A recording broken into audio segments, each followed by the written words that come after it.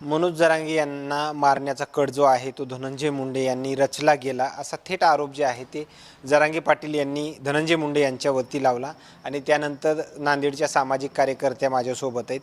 काय हा आरोप जे आहे ते जरांगे पाटील यांनी केला आहे त्यानंतरची पहिली प्रतिक्रिया काय? खरं म्हणजे तर हे ऐकून मला भरपूर राग आला. मला राहवत नव्हतं. मला वाटत होतं जावं पोलीस स्टेशनला आणि जरांगे पाटलांविरोधात FIR दाखल करावी. पण नंतर वाटलं की असं केल्यानं आपण संपूर्ण महाराष्ट्रामध्ये व्हायरल होऊन जाऊ.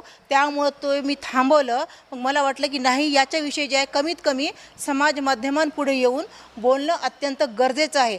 जरांगे कसं काय असा आरोप कोणावरही लावू शकतात? कसं काय ते एखाद्या जातीच्या माणसाला म्हणू शकतात की याचं बी मी संपवणार, नीच वृत्तीचा? हे कसं काय तुम्ही म्हणू शकता? आधी तुमचे पश्चिम महाराष्ट्रातले तुमचे नेते बघा ना काय करतात, तुमचे नांदेडचे नेते बघा ना काय करतात. आणि तुम्ही आरोप कशावरून लावायला? तुमचेच कार्यकर्ते, तुमच्याच कार्यकर्त्या